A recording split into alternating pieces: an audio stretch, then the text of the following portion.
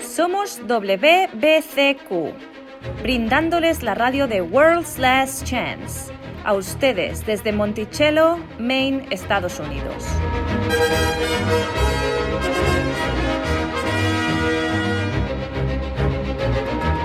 La violencia criminal, la inquietud política, inestabilidad financiera, todo apunta a una inminente crisis, una crisis como ninguna otra.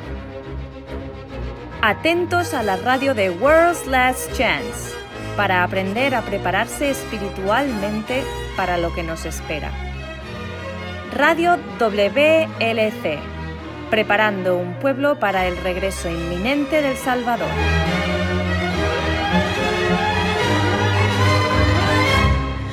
Hola, bienvenidos a la radio de WLC. Soy su anfitrión, Luis García. Y yo soy Pedro Merino. Nos alegra que puedan unirse a nosotros hoy. En el programa de hoy, Pedro hablará sobre un problema que creyentes han abordado durante siglos. ¿Y eso qué es? ¿Qué quiere decir la Biblia cuando dice que Cristo vendrá pronto? ¿Cómo se define pronto? ¿Cuándo aún tenemos que admitir que han pasado casi 2000 años? Si viene pronto, ¿dónde está? Así es. 2000 años no es rápido o pronto, según la definición de la palabra. ¿Dónde está Él? ¿Y por qué las Escrituras dicen que su regreso sea pronto? Todas las buenas preguntas merecen una buena respuesta. Sin embargo, antes de continuar más en eso, permítanme informarles a quienes escuchan por primera vez acerca de una terminología con la que tal vez no están familiarizados. En WLC preferimos usar el nombre personal de Dios, que es Yahuwah o Yah. Dios y Señor son simplemente términos genéricos que pueden aplicarse a cualquier deidad. El nombre de Salvador es muy similar. Su nombre es Yahushua, que significa la salvación de Yahuwah. Él es literalmente la salvación de Yahuwah. Los nombres hebreos tienen mucho significado, ¿no es así? Me gusta como muchos de los nombres bíblicos que refieren a Yahuwah. Está Jeremías, que significa Yahuwah exaltará, y Zedequí, Yah, que significa Yahuwah es justicia. Eliyah, Yah y Sel. El y Elohim, Adonai, son títulos hebreos que se aplican a Yahuwah, por lo que es posible que también los escuchen. Entonces, dinos, Pedro, ¿cómo puede la Biblia decir que Yahushua regresará pronto cuando no puedo negar que aún no lo ha hecho? Es una pregunta justa. Un amigo mío tenía una tía abuela que vivió en Francia durante la Primera Guerra Mundial. Aparentemente, cuando era joven, necesitaba un par de enaguas más. Sin embargo, como muchos en ese momento, ella veía la Gran Guerra como una señal del inminente regreso del Salvador, por lo que decidió que, dado que Jesús vendría pronto, gastaría el dinero para hacerse una enagua. Entonces, ¿qué pasó? Bueno, se las arregló con una enagua. Cuando finalmente murió a los 80 años en la década de 1970, Yahushua obviamente aún no había regresado. Este es un tema bastante preocupante porque uno de los sellos distintivos de un falso profeta es cuando sus profecías no se cumplen. Entonces, ¿qué vamos a hacer con todas estas declaraciones que dicen que Cristo vendrá pronto? Yahushua mismo en Revelaciones 22 dice: «He aquí, vengo pronto». Y sin embargo, no creo que ninguno de nosotros esté preparado para acusarlo de ser un falso profeta. Entonces, ¿cómo resolvemos esto? ¿Cómo tomar estas declaraciones bíblicas de la proximidad del regreso de Cristo para reconciliarlas con el hecho de que, he aquí miles de años después, Él aún no ha regresado? Y los incrédulos ciertamente les gusta burlarse. No solo los incrédulos. Cuando mi esposa y yo nos estábamos preparando para comenzar una familia, mi esposa se molestó mucho cuando su madre dijo: «¿Estás realmente segura de que deberías comenzar una familia ahora?» Ya sabes, Cristo dijo: «Ay de las que estén embarazadas y de las que estén amamantando en aquellos días». Mateo 24:19. Estoy seguro de que no salió nada bien esa sugerencia. Oh, una de esas veces que das un gran paso atrás y dices: «Mejor tu mamá que la mía». Bueno, veamos esto. Comencemos con 2 Pedro capítulo 3 y leamos los versículos 1 al 4. Aquí Pedro está dando una advertencia de una señal a la que debemos estar atentos en los últimos días. Dice: «Amados, ahora les escribo esta segunda epístola, en la cual despierto sus mentes puras a modo de recordatorio, para que se acuerden de las palabras que fueron dichas antes por los santos profetas y del mandamiento de nosotros, los apóstoles del Señor y Salvador, sabiendo primero esto, que en los últimos días vendrán burladores, andando según sus propias concupiscencias y diciendo: ¿dónde está la promesa de su venida? ¿Por qué desde que los padres durmieron todas las cosas continúan como eran desde el principio de la creación?» Se burlaban, preguntando entonces ¿dónde está? Todas estas son señales del fin, y sin embargo cuando leemos este pasaje en contexto queda muy claro que pronto nunca significó de inmediato. ¿Qué quieres decir? Continuemos leyendo. ¿Qué dicen los siguientes 3 versículos? A ver, dice, por esto se olvidan voluntariamente, que por la palabra de Yahuwá los cielos eran de antaño, y la tierra surgió del agua en el agua, por lo cual el mundo que entonces existía apareció, siendo inundado con agua, pero los cielos y la tierra, que ahora son preservados por la misma palabra, están reservados para el fuego hasta el día del juicio y la perdición de los impios. 2 Pedro 5, 8. En otras palabras, lo que está diciendo Pedro aquí es que la palabra de Yahuwá nunca falla. Incluso si se tardara, se hará realidad, tal como sucedió cuando finalmente llegó el diluvio para lavar la maldad de la tierra. Es la siguiente parte la que pone todo este problema en contexto y demuestra que pronto nunca significó inmediato. Leamos los versículos 8 al 10. Pero, amados, no olviden esto, que para Yahuwá un día es como 1000 años y 1000 años es como un día. Yahuwá no se demora en cuanto a su promesa, como algunos la consideran negligencia, sino que es paciente para con nosotros, no queriendo que ninguno perezca, sino que todos procedan al arrepentimiento. Pero el día de Yahuwá vendrá como ladrón en la noche, en el cual los cielos pasarán con gran estruendo, y los elementos se derretirán con ardiente calor. Tanto la tierra como las obras que hay en ella serán quemadas. Un día con Yahuwá es como 1000 años, y 1000 años es como un día. Cuando estamos lidiando con el tiempo, nuestra perspectiva es mucho más estrecha que la de Yahuwá. Entonces, ¿por qué dice la Biblia que regresará pronto si no lo ha hecho? No es así. Recordemos, la Biblia no se escribió en el español moderno, como deberíamos tomarlo. Siempre que se trata de un tema que no entendemos, siempre es necesario no solo leer en todo el contexto, sino leer todo lo que las escrituras tienen que decir sobre el tema. No llegarás a la verdad si todo lo que haces es reunir un montón de textos e imputarles el significado que uno quiere que tengan, o el significado que se ajuste a tu creencia preferida. Esto sería torcer la palabra de Yahuwá. Cierto. Es fácil confundirse cuando leemos las escrituras de forma descuidada, como buscando justificar lo que queremos. El Nuevo Testamento tiene varias formas de referirse a la proximidad del regreso de Yahushua. Frases como estar cerca, a mano o incluso en las puertas. Lo primero que debes saber es que algunos de estos pasajes que se dice que será pronto o que está cerca, en realidad se refieren a los eventos que condujeron al regreso del Salvador. En lugar de su aparición real en las nubes del cielo, no necesariamente están enseñando un marco de tiempo específico para su apariencia. Hemos atribuido ese significado a estos pasajes porque así es como queremos interpretarlos. Pero no todos esos pasajes se refieren a su apariencia real. Algunos se refieren al tiempo de la angustia antes de su regreso. Otra cosa que hay que tener en cuenta es que algunos de estos pasajes hablan de un tiempo pasado, estableciendo que el Mesías tan esperado ha llegado. Es un trato hecho. Exacto. Su vida, su muerte y su resurrección han resuelto el conflicto de manera decisiva y para siempre. Ahora la salvación está disponible para todos los que simplemente la acepten por fe. Las buenas nuevas del Evangelio es que el perdón y la salvación son tuyos si simplemente los aceptas. Y esto está escrito en 1 de Pedro capítulos 4-7, como ejemplo, y dice: pero el fin de todas las cosas se acerca. Sed, pues, sobrios y velad en oración. Cuando lees esto en contexto, en realidad se refiere a la victoria decisiva que inició el proceso de reunir un remanente. Unos versículos antes, habla de los sufrimientos de Cristo y la victoria obtenida por su muerte. Vemos esto en Santiago 5, versículos 7 y 8. Estos también se refieren a la victoria que inició el proceso en lugar de su aparición real. Por tanto, hermanos, sean pacientes hasta la venida del Señor. Vean cómo el agricultor espera el precioso fruto de la tierra, esperándolo pacientemente hasta que reciba la lluvia temprana y tardía. También ten paciencia. Afirma tu corazón porque la venida del Señor está cerca. Nuevamente esto se refiere a la victoria decisiva de Yahushua, que inició el proceso. Y para Yahuwá, quién es, quién era y quién ha de venir, todo es igual para él.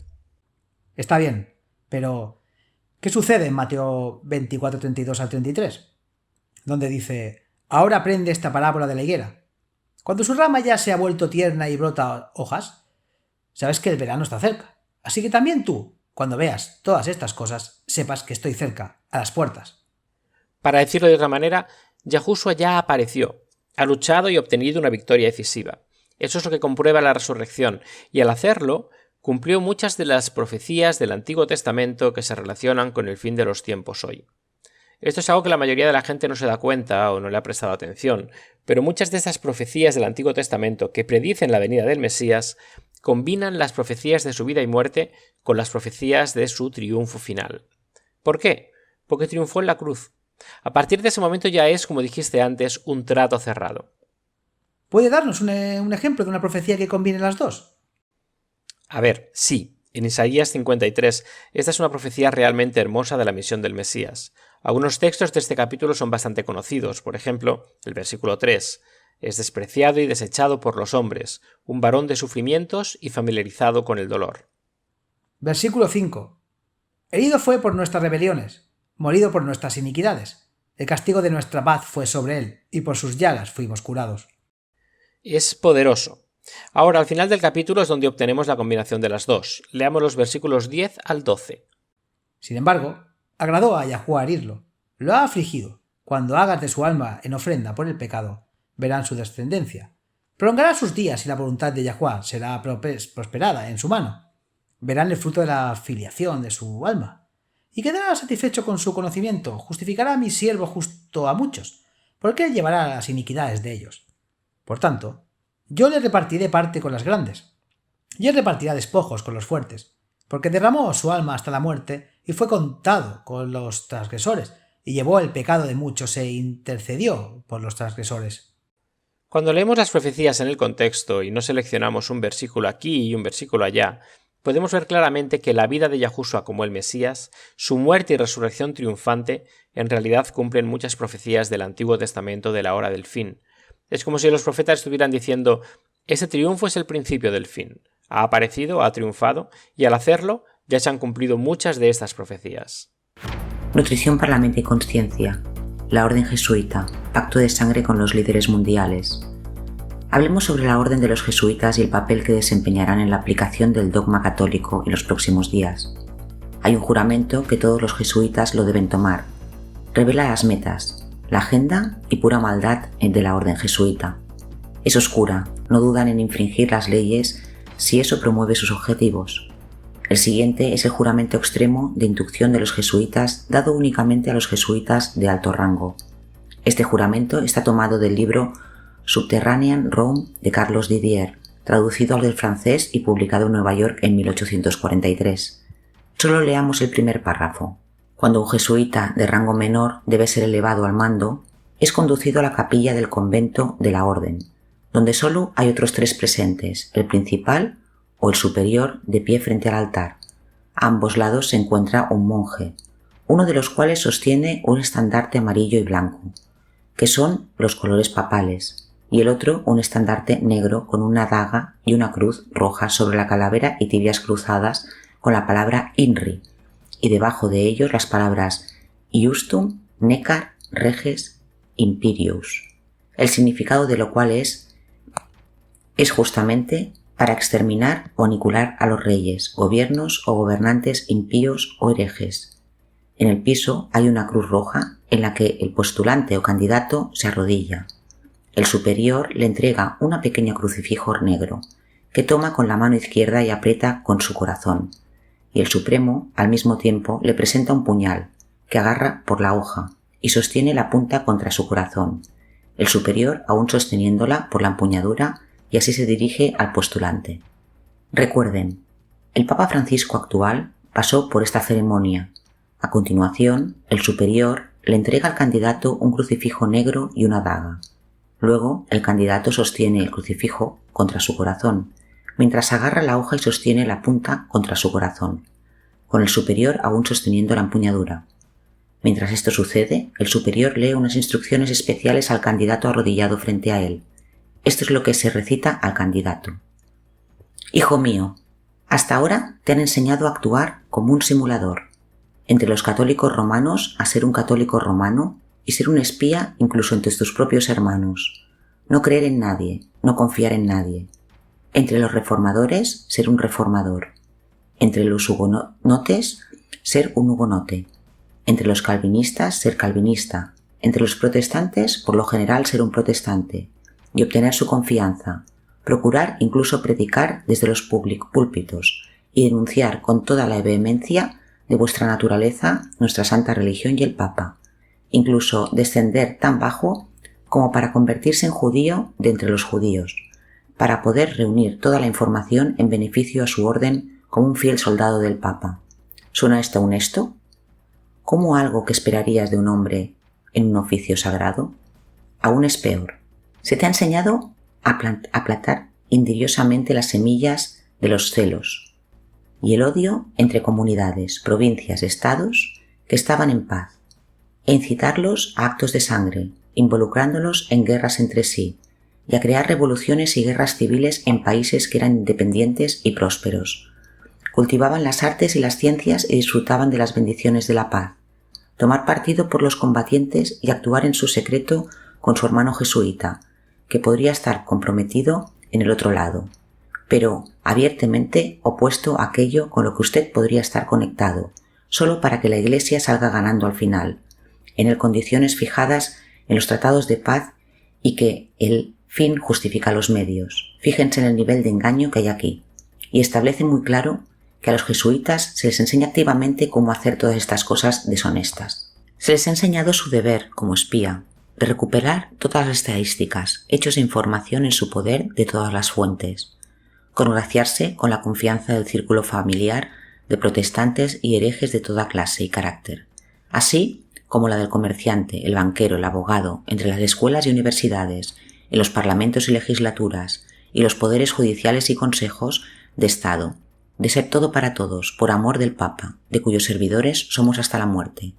La orden de los jesuitas no es más que una red masiva de recolección de inteligencia. Toda la información recopilada localmente por los sacerdotes se pasa a la cadena de mando. Es una traición a la confianza en los niveles más altos. Continuando dice: debemos ser un canal a través del cual el amor divino pueda fluir hacia cada miembro de la familia. Sí, debemos amar a nuestras esposas como Yahushua ama a su iglesia. Eso significa que debemos ayudar desinteresadamente a convertirse en la mejor esposa que pueda ser. Has recibido hasta ahora todas tus instrucciones como novicio, neófito, y has servido como coadjuntor, confesor y sacerdote, pero aún no has sido investido con todo lo necesario para comandar el ejército de Loyola al servicio de la Papa. Debes servir en el momento adecuado, como instrumento y verdugo, según las indicaciones de tus superiores, porque nadie puede mandar aquí si no ha consagrado sus labores con la sangre del hereje, porque sin derramamiento de sangre nadie puede salvarse. Por tanto, para prepararte para tu trabajo y hacer segunda tu propia salvación, además de tu antiguo juramento de obediencia de tu orden y fidelidad al Papa, repetirás después de mí. Recuerden que el Papa Francisco también tomó este vil juramento.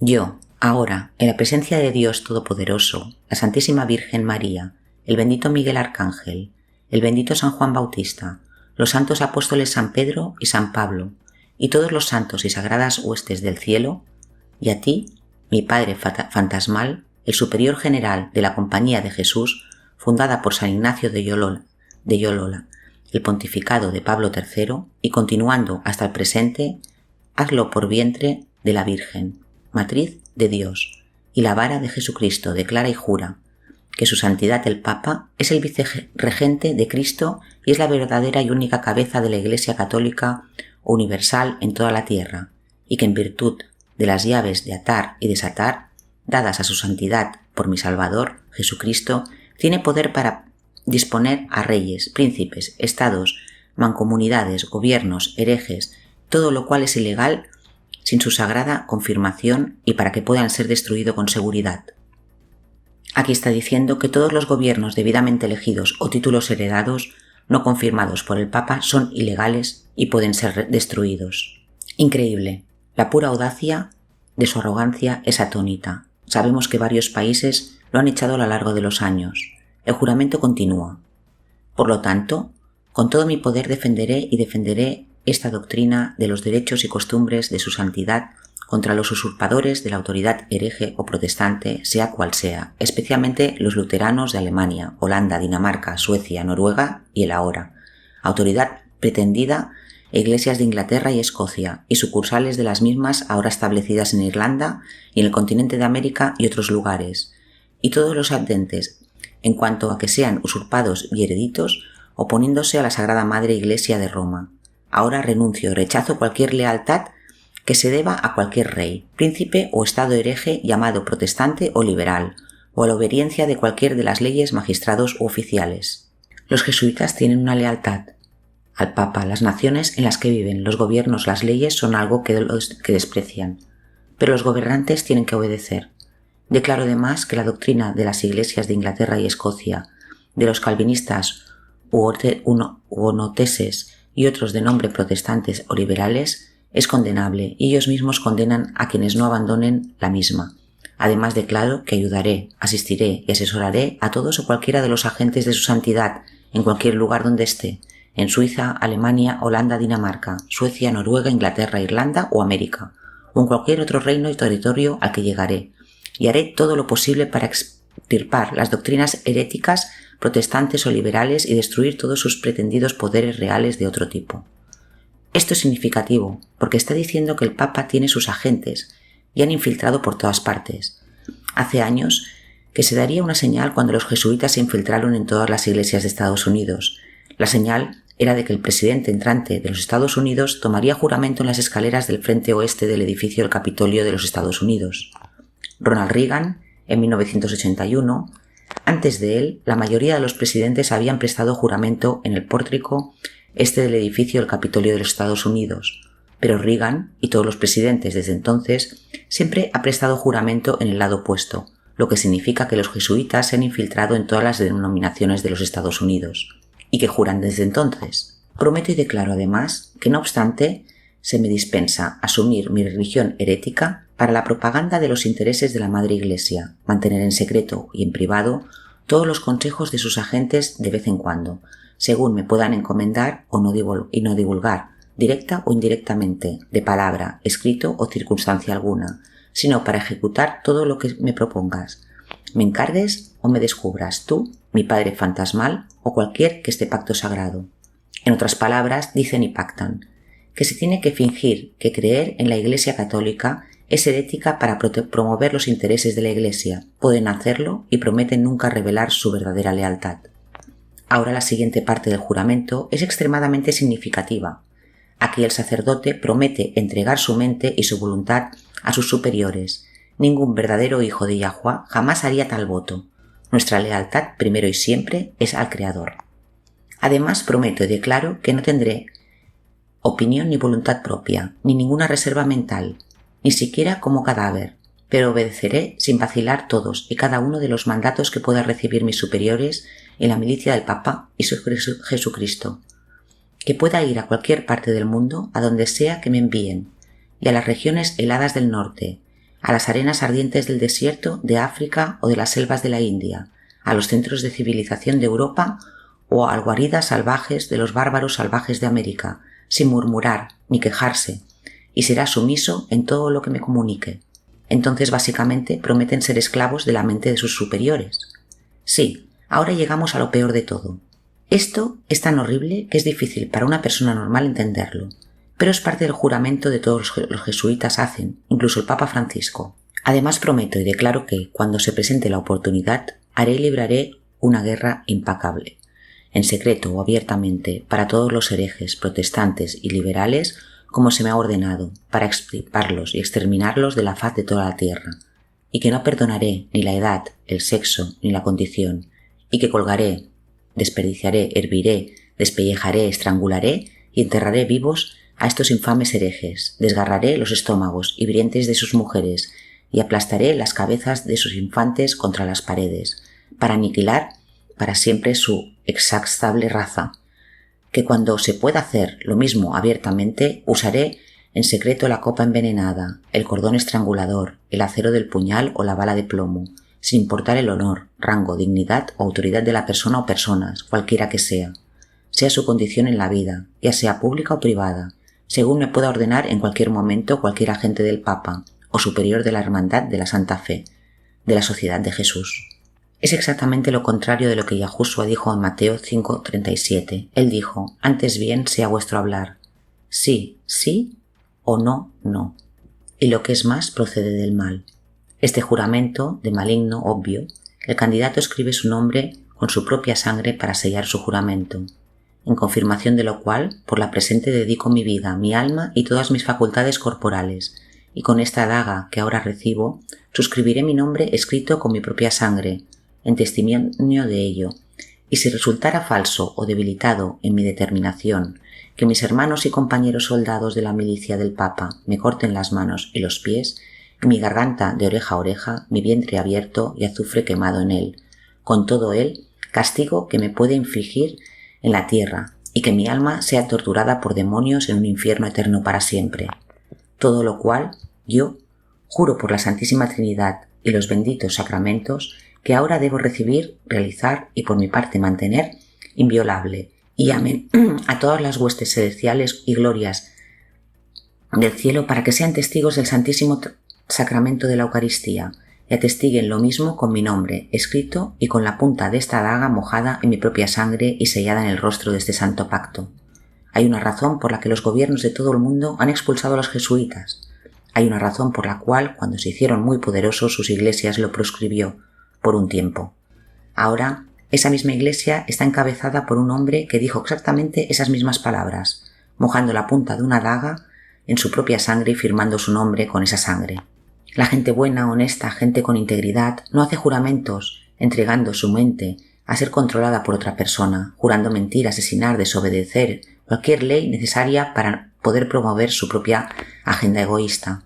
Acusa al Todopoderoso, Altísimo y Dueño de los cielos y la tierra, dice: y hay 7 reyes, 5 han caído, y uno es, y el otro aún no ha venido, y cuando llegue deberá continuar un breve espacio, y la bestia que era, y que no es el octavo, y es el de los 7, y va a la perdición. Es el octavo rey, el Papa, quien liberará la batalla más feroz contra los seguidores de Yahuwah en los próximos días. Promoverá el falso sábado de Roma y el domingo a través de una ley dominical universal. Es el octavo rey, quien será el catalizador para hacer cumplir la marca de la bestia en casi toda la humanidad en un futuro cercano. Y este octavo rey es el Papa Francisco. No tenemos tiempo para profundizar en toda la profecía y, como señala Francisco, pero hablaremos de eso en los episodios futuros, mientras lean el artículo en nuestra página. No es realmente sorprendente que Satanás eligiera a un miembro de la orden jesuita para ser el último papa de la historia. Cualquiera que conozca su historia puede decirte que se sabe que los jesuitas son las órdenes papales más brutales, atroces y engañosas. Guardaos de los falsos profetas que vienen a vosotros con vestidos de ovejas, pero por dentro son voraces lobos. Yahushua en Mateo 7:15. Llegamos como corderos y gobernaremos como lobos. Francesco Borgia, tercer superior general de los jesuitas. No solo eso, sino que desde su fundación, en el siglo XVI, han desestablecido a los gobiernos de donde quiera que fueran, colocando a su propia gente en posiciones de poder e influencia. Hay una razón por la que los jesuitas tienen tal presencia en el mundo académico, incluso en las ciencias, para controlar el flujo de información e influir en la próxima generación de líderes. En el siglo XVI la reforma realmente estaba ganando terreno. Países enteros se estaban volviendo protestantes. La orden de los jesuitas se fundó con el propósito específico de acabar con el protestantismo. En un sentido real, es una orden militar. No es que tengan tanques y ametralladoras, pero la disciplina de los miembros de la orden rivaliza con la de cualquier unidad de las fuerzas especiales. Esa es una buena analogía. Su lealtad fue la primera y la última, y siempre hacia sus superiores. Su objetivo primordial fue siempre extender el poder y la influencia del Papa. Pero a los verdaderos creyentes, Yahuwah siempre los ha fortalecido, como sostuvo a su Cristo en la cruz, ya sean quemados en la hoguera, ahogados, aplastados, picados con un rastrillo, o cualquiera de las innumerables formas de tortura soñadas por los papistas bajo la influencia de los demonios. El pueblo de Yahuwah ha sido fiel hasta la muerte. Esta es una fuerza espiritual poderosa por el bien de que no se puede reprimir fácilmente. Entonces, mentir, robar, perjurio, asesinar. Así es como se han abierto camino en la política, dando forma a la política de las naciones. Han sido sirvientes, espías. Han establecido colegios e universidades, con el único propósito de moldear el pensamiento de la crème que fueron enviados ahí para ser educados. Un papa incluso emitió una bula para revivir la Inquisición. Es por eso que el diablo ha arreglado las cosas para asegurarse de que el octavo y último papa sea jesuita, porque el acuerdo con la segunda palabra de la profecía, la persuasión recibirá nuevamente antes del fin. Al hablar de la proximidad del regreso de Cristo y de cuán pronto es pronto, Mencionaste anteriormente que el Nuevo Testamento no fue escrito en español moderno. ¿Crees que en algunas cosas se han perdido en la traducción? Sí, creo que es justo decir que cada vez que traduces de un idioma a otro se perderán los matices del significado. Por eso veo al Internet como una bendición. Incluso si no tenemos una concordancia o un diccionario bíblico a mano, aún podemos obtener la información en línea de forma gratuita. Veamos en el español cómo definimos pronto. En un futuro cercano, a punto de suceder en breve o en un poco tiempo. Así es. A cualquier niño al que se le prometa que tendrá un premio pronto va a preguntar muy rápidamente qué significa pronto. Y empieza a molestar a su mamá o papá si pronto no sucede lo suficientemente pronto. ¿Escucho la voz de la experiencia? ¡Oh, sí! La palabra pronto, que a menudo se traduce al español, proviene de la palabra griega tako. Puede significar pronto, pero también abarca un significado completamente adicional que no es inmediatamente o en un futuro próximo. Eso es interesante. Creo que gran parte de esta expectativa de un regreso inmediato de Cristo se basa en el malentendido de que la Biblia quiso decir en un futuro cercano. Entonces, ¿qué más significa? Tako también puede significar por sorpresa o inesperadamente. Así es como se usa tako en Revelaciones 22, versículos 12. Notará que la palabra pronto no aparece en esos textos, sino que tako se traduce aquí como rápidamente. He aquí, yo vengo en breve y mi recompensa está conmigo, para recompensar a cada uno según sea su obra. Esto está en la Biblia de Ginebra de 1599, y en la Biblia de la Reina Valera, antigua, dice, y he aquí, yo vengo presto y mi galardón conmigo, para recompensar a cada uno según fuere su obra. En otras palabras, está diciendo vengo de repente, inesperadamente. Le da un giro completamente diferente, ¿no? Y esa es una cosa que Yahushua repitió una y otra vez. Velad pues, porque no sabéis a qué hora vendrá nuestro Señor. Mateo 24:42. Y también velad porque no sabéis ni el día ni la hora en que vendrá el Hijo del Hombre. Mateo 25:13. En Mateo 28, versículo 8, tachú se traduce como rápidamente, pero no significa pronto, simplemente significa rápido. Se trata de las mujeres que vinieron al sepulcro de Yahushua en la mañana de la resurrección. Dice, salieron rápidamente del sepulcro con temor y gran gozo, y corrieron a avisar a sus discípulos. Entonces, con tako tenemos una definición mucho más amplia que solo pronto. Significa también rápido, repentino e inesperado. Otra cosa en la que acabo de pensar. Los mismos escritores de los evangelios enseñaron que incluso Yahushua no sabía cuándo iba a regresar. Escuchemos este texto. Es de Mateo 24:36. Y recuerde, Mateo 24 es el capítulo donde Yahushua explica explícitamente cuáles serían las señales de su regreso y el fin del mundo. Uno pensaría que si lo supiera, ese era el momento de decirlo. Él dice, pero del día y la hora nadie sabe, ni aun los ángeles del cielo, sino mi Padre solamente. Si el mismo Salvador no sabía cuándo regresaría, ciertamente no podría predecir la hora exacta de su regreso, ¿no es verdad? No. Hechos 1:7 es otro lugar donde Yahushua fácilmente pudo haber especificado un tiempo de su regreso. No necesariamente un día específico, sino incluso un tiempo o una temporada específica. Fue su última conversación con sus seguidores antes de su ascensión. ¿Qué dice? Dice, no os corresponde a vosotros conocer tiempos o temporadas que el Padre ha puesto en su propia autoridad. Entonces, nuevamente, debemos tener cuidado de no imputar un significado que no está ahí. No se le atribuye significado al decir que el regreso de Cristo será repentino e inesperado, pero claramente los primeros cristianos estaban imputando significado al asumir que su regreso sería en un futuro cercano. Sí, pero no seamos demasiado duros con ellos. ¿No dijo que el mismo Cristo que algunas personas que vinieron a su época aún estarían vivas cuando Él viniera? Me alegro de que hayas mencionado esto. Tiene que ser uno de los pasajes de las Escrituras más incomprendidos. Esto se encuentra en Mateo 16, versículo 28. Yahushua acaba de predecir su muerte y su resurrección al tercer día. Luego habla de que, si quieren seguirlo, deberán negarse a sí mismos y tomar tu cruz y seguirlos. Luego dijo, porque el Hijo del Hombre vendrá en la gloria de su Padre con sus ángeles, y entonces recompensará a cada uno según sus obras. De cierto os digo que hay algunos de los que están aquí que no verán la muerte hasta que vean al Hijo del Hombre venir a su reino. Fue muy claro al decir, les digo que hay algunos de los que están aquí que no verán la muerte hasta que vean venir al Hijo del Hombre. ¿Cómo tomarlo? Porque obviamente nadie del siglo I vive aún. Aquí está la cosa. Yahushua hizo esa declaración antes del monte de la transfiguración. De hecho, estas son las últimas palabras registradas en Mateo 16. Ahora recordemos que en el griego no hubo saltos de capítulo. Entonces nuestro capítulo 17, la historia de la transfiguración, sigue inmediatamente a estas palabras. Esto es importante. Mateo 17, versículos 1 al 6.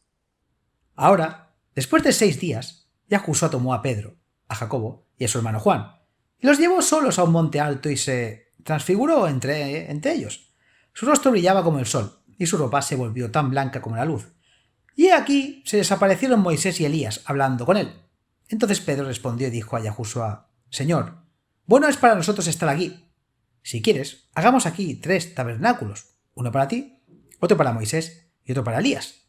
Mientras Pedro estaba hablando, una nube luminosa se posó sobre ellos y de la nube salió una voz que dijo: Este es mi hijo, amado, a quien he elegido. Escúchenlo. Al oír esto, los discípulos se prostraron con la cara en tierra, llenos de miedo. Y Yahushua se acercó a ellos, les tocó y les dijo: Levántese, no tenga miedo. Aquí mismo está el cumplimiento de la profecía de Cristo de que algunos no verían la muerte hasta que lo hubieran visto venir en la gloria del Padre. Esto es lo que llamamos un tipo o un símbolo. Los tipos son figuras. Por ejemplo, los corderos de sacrificio que fueron sacrificados eran todos tipos del Mesías. Yahushua fue el gran antitipo que cumplió con todos los demás tipos. Es por eso que Juan el Bautista dijo de él: He aquí el Cordero de Yahuwah que quita el pecado del mundo. Juan 1:29. Así es. Los tipos vienen primero, señalan un antitipo que será un completo cumplimiento. Esto es lo que pasó en el monte de la transfiguración. Es un símbolo de la venida de Yahushua en gloria que aún es futura. Pasemos a 2 Pedro 1, versículos 16 al 18. Si hay alguna duda de lo que estoy diciendo, esto debería poner fin a eso. Pedro declara directamente que fue testigo de la gloria de Yahushua. Y sabemos que Pedro está muerto. Fue crucificado boca abajo. Porque no seguimos fábulas ingeniosamente inventadas cuando les dimos a conocer el poder y la venida de nuestro Señor Yahushua Cristo, sino que fuimos testigos oculares de su majestad. Porque recibió de Yahuwah, el Padre honor y gloria, cuando le llegó una voz de la excelente gloria: Este es mi Hijo amado en quien tengo complacencia.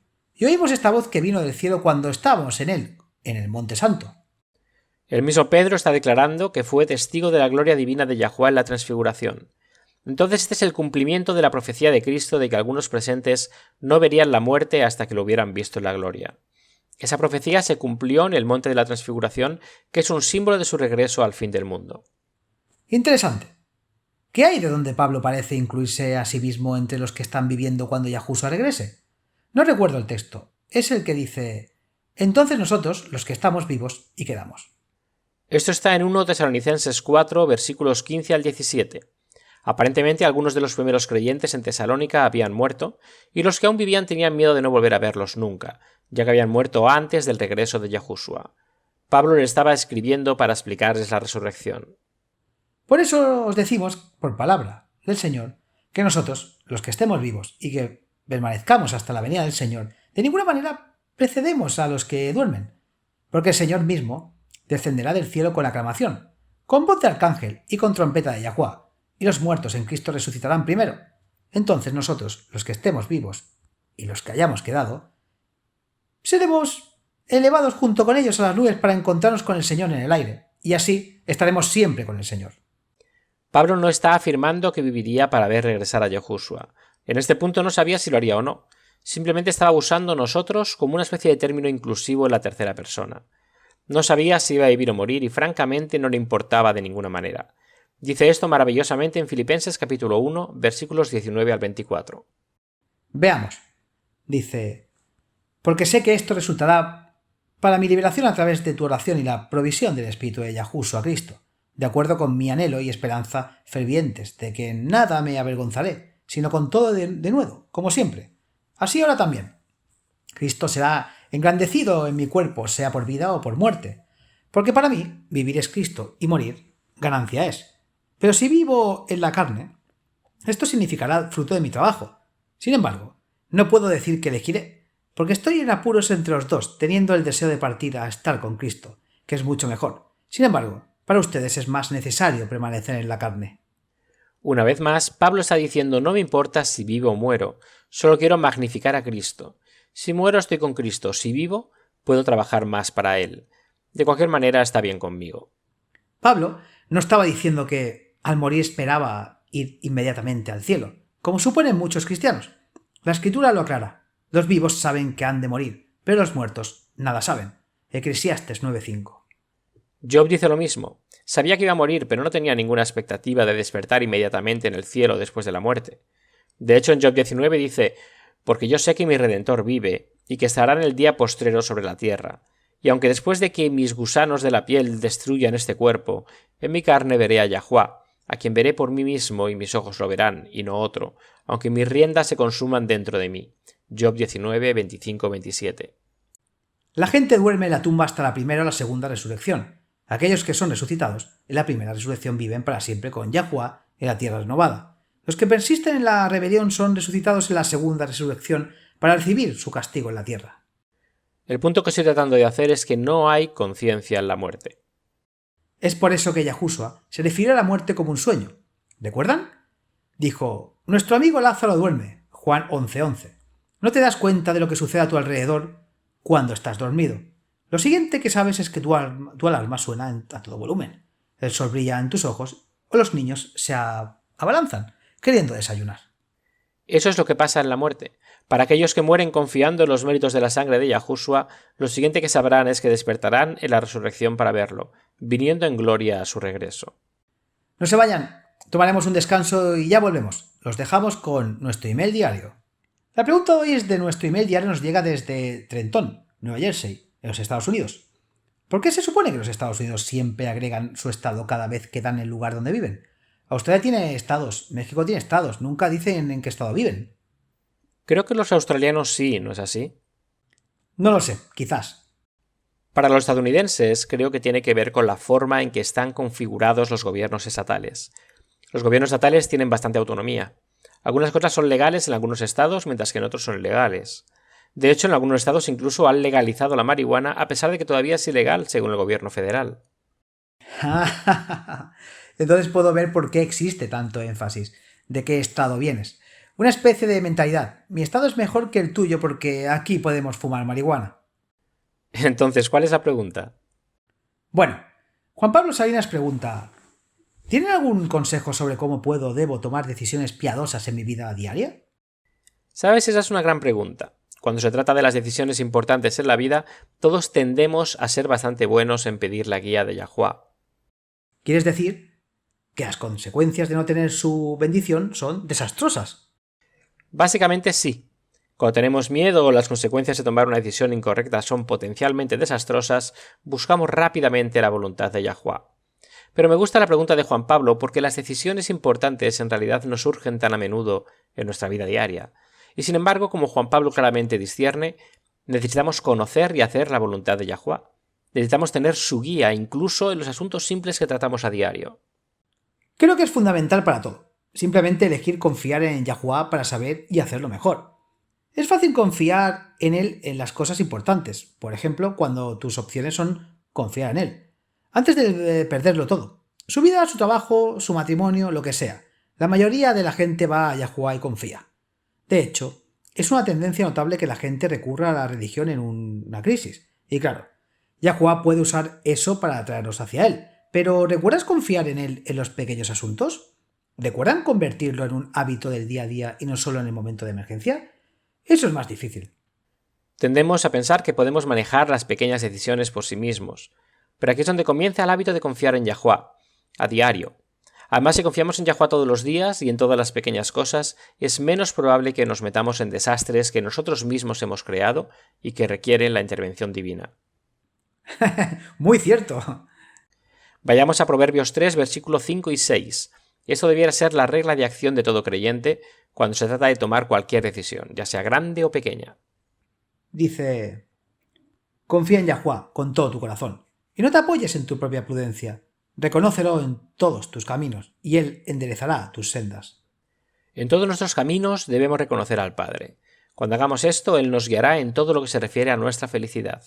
El Salmo 32, versículo 8 dice: «Te instruiré y te enseñaré el camino que debes seguir. Yo te guiaré con mi ojo».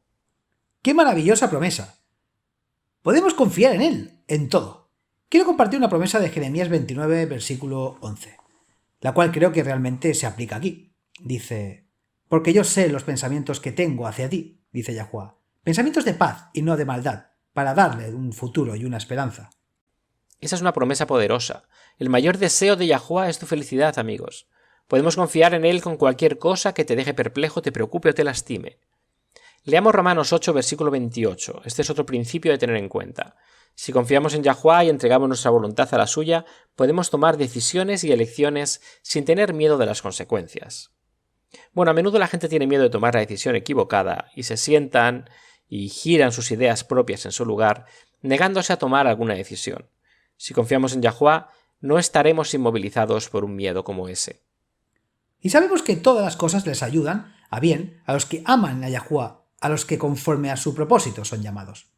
Cuando sepas que Yahuwah puede incluso tomar tus errores y convertirlos en buenos, podrás relajarte y tener total confianza en Él y en su habilidad para guiarte incluso en los pequeños asuntos diarios. Y la mayoría de nosotros ni siquiera pensamos en orar y pedírselo. No obtenemos lo que no pedimos. Bueno, yo creo que Yahuwah quiere derramar sus bendiciones sobre todos. Pero al igual que con Job, muchas veces Satanás, el acusador de los hermanos, oye y hace su acusación. Necesitamos preguntarnos y no tengamos miedo. Yahuwah quiere responder a nuestras peticiones. Leamos Santiago 1, versículo 5. Esto le da otra perspectiva única sobre cómo pedirle a Yahuwah lo que necesita. Aquí vamos. Está escondido entre Hebreos y 1 de Pedro. Dice: si alguno de ustedes tiene falta de sabiduría, pídala a Yahuwah, quien da a todos abundantemente y sin reproche, y se las dará. Ninguno de nosotros tiene sabiduría a la par con nuestro Creador. Simplemente somos mortales. Él es inmortal, somos débiles. Él es el Todopoderoso. Pero está bien, porque para aprovechar esa sabiduría divina, Santiago dice que todo lo que tenemos que hacer es pedirlo. No hay ninguna razón en absoluto por la que Yahuwah no contestaría tal oración. Eso me recuerda una promesa realmente poderosa en 1 de Juan capítulo 5, versículos 14 y 15. Esta es una de esas promesas que se pueden aplicar a cualquier situación. Tenemos confianza en Yahuwah, porque sabemos que si le pedimos algo conforme a su voluntad, Él nos oye. Y así como sabemos que Yahuwah oye nuestras oraciones, también sabemos que ya tenemos lo que le hemos pedido. Y obviamente siempre será la voluntad de Yahuwah compartir con nosotros su sabiduría divina, para que puedas saber cuando pidas guía y ayuda para tomar decisiones diarias. Tus oraciones serán correspondidas. Sabes, pedimos muchas cosas en la vida. Ayúdame a conseguir este ascenso laboral, protégenos mientras viajamos, sana a mi hijo, cónyuge, padre o madre que está enfermo, lo que sea, pero ¿cuándo fue la última vez que alguno de nosotros pidió la sabiduría y la ayuda de Yahuwah para tomar decisiones diarias? Un tema interesante para el estudio bíblico sería buscar todos los versículos de la Biblia que contengan la palabra sabiduría. Uno de los mejores versículos es Proverbios 9, versículo 10. Oh, sí, yo lo conozco. Dice: el temor de Yahuwah es el principio de la sabiduría y el conocimiento del santo es el entendimiento. Cuando tenemos un respeto amoroso y reverencial por Yahuwah, cuando buscamos conocer su voluntad y vivir en sumisión a eso, ganaremos en sabiduría y comprensión, y esto afectará las decisiones que tomamos a diario, incluso cada hora. Salmo 25, versículo 12, es otro buen ejemplo. Dice: ¿quién es el hombre que teme a Yahuwah? A él le enseñará en la forma que él elija. Liderar es una acción. Si quieres que te dirijan, debes hacer algo más que quedarte inmóvil. Tienes que levantarte y empezar a avanzar. Quizás este primer paso sea simplemente recopilar información, pero a medida que recopilamos información, Yahuwah puede grabar en tu mente cuál debería ser el siguiente paso. Creo que dar un paso de fe puede dar miedo. Queremos ver qué será el siguiente paso. Empezar a avanzar puede dar miedo. Veamos Isaías 30, versículo 21. Esto debería dar a cualquiera el valor para comenzar a caminar. Dice: tus oídos oirán detrás de ti una palabra que diga: este es el camino, camina por él, siempre que te vuelvas en la mano derecha o siempre que gires a la izquierda. Ya sea que Yahuwah te esté guiando desde adelante o desde atrás, puedes confiar en él para que te dé la guía que necesitas para tomar buenas decisiones. Otra promesa está en Romanos 10, versículo 8. Cerca de ti está la palabra, en tu boca y en tu corazón, es decir, la palabra de fe que predicamos. Disfrutamos saber de nuestros oyentes. Tomaremos un descanso, pero los dejamos con nuestra compañera Laura Martínez con la promesa diaria de hoy. Bienvenidos a la promesa diaria de hoy de la palabra de Yahuwah. Había sido un día tenso y estresante. Gerardo y su amigo habían localizado a un secuestrador y presunto violador, deteniéndolo hasta que llegara la policía. Estaban listos para descartar y relajarse, para distanciarse de los acontecimientos del día. Decidieron llevar a sus esposas a cenar como una celebración de la maravillosa bendición y protección de Yahuwah. La velada fue todo lo que necesitaban y pronto el estrés del día se alivió cuando las dos parejas contaban las bendiciones de Yahuwah y de las muchas cosas de las que estaban agradecidos. En el camino a casa, Gerardo propone aparcar el coche en un lado de la carretera y tomarse un momento para mirar hacia los cielos. Y eso es exactamente lo que hicieron. Después, cuando volvieron a la carretera, se sentían alegres. Y casi de inmediato todos en el automóvil se quedaron en silencio. El camino frente a ellos, el mismo camino por el cual habían viajado solo un par de horas antes, estaba completamente bloqueado. Frente a ellos había un muro de barro, de al menos 6 metros de altura. Había pasado por alto una casa. Una mujer salió corriendo de la casa mientras miraban la pared de barro. ¿Están bien, amigos? ¿No les golpeó?, preguntó ella con urgencia. Al ver su confusión explicó simplemente: sucedió hace apenas unos segundos. ¿No lo vieron en absoluto? ¿No vieron el deslizamiento de la tierra? Ambas parejas quedaron atónitas. Si Gerardo no hubiera detenido el automóvil, hubieran quedado atrapados en el deslizamiento de la tierra, y el automóvil hubiera sido arrastrado por una inundación de barro, rocas y pinos. Tardaron 1 hora en dar marcha atrás y emprender el camino a casa por caminos secundarios. En el camino se encontraron con un trabajador de la carretera que, después de saber de dónde se dirigían, preguntó si colocarían algunas señales de tráfico advirtiendo a otros conductores del peligro. Cuando llegaron al otro lado, ya era tarde y llovía. En la oscuridad no podían ver mucho, por lo que colocaron los letreros y se dirigieron a casa. Sin embargo, al día siguiente, Gerardo y su esposa y sus amigos decidieron regresar donde ocurrió el deslizamiento de tierra. Lo que vieron los horrorizó.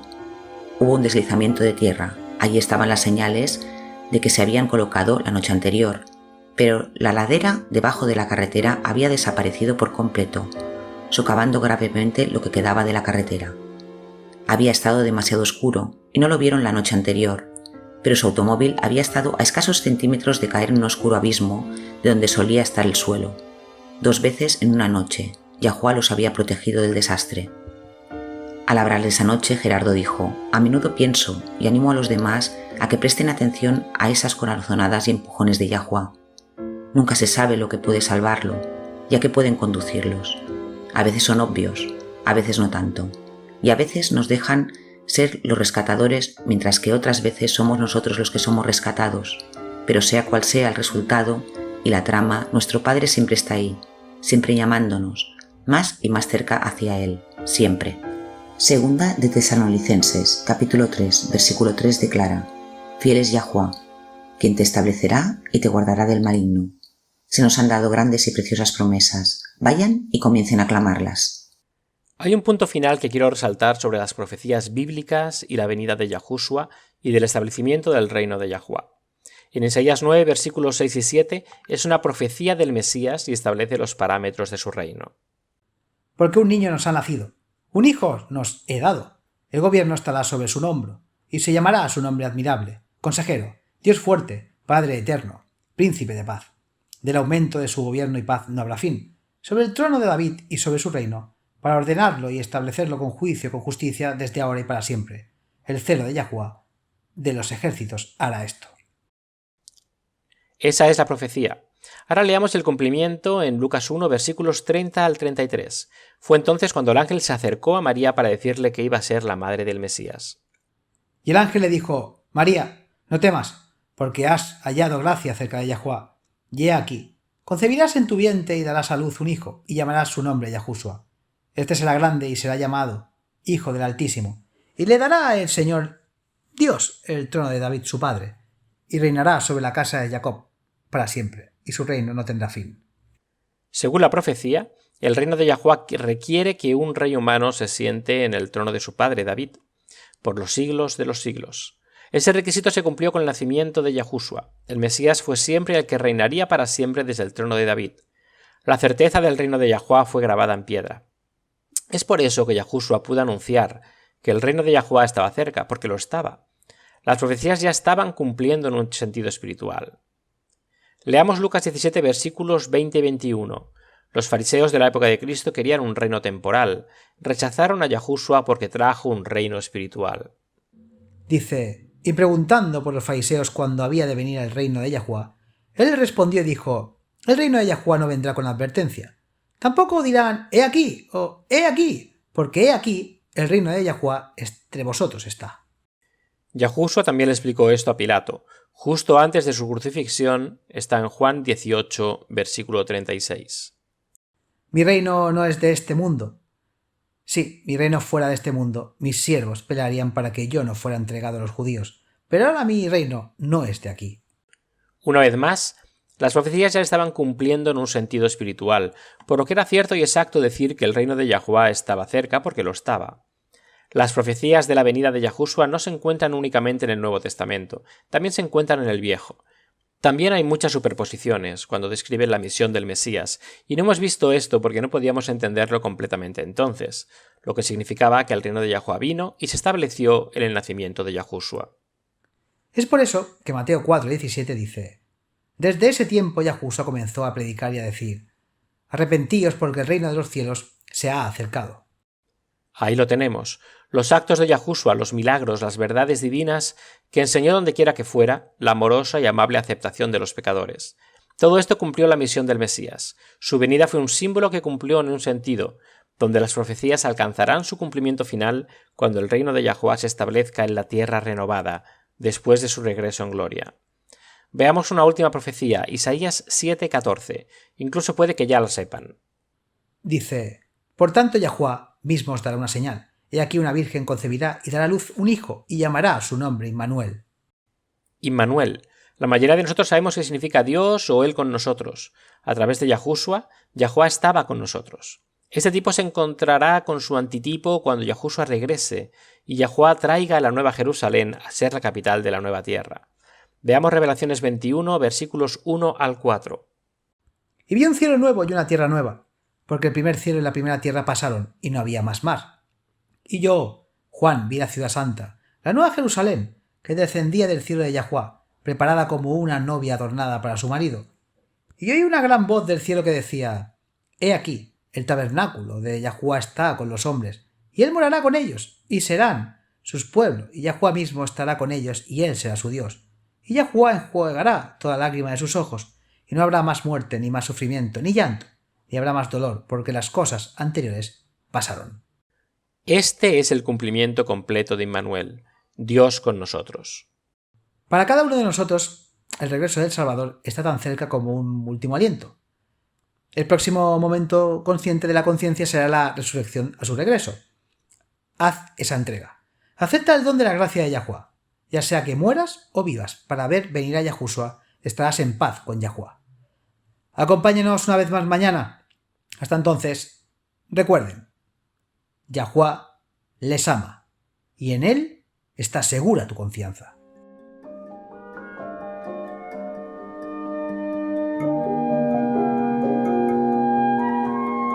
Este programa, como los episodios pasados de Radio WLC, están disponibles para descargarlos en nuestra página web.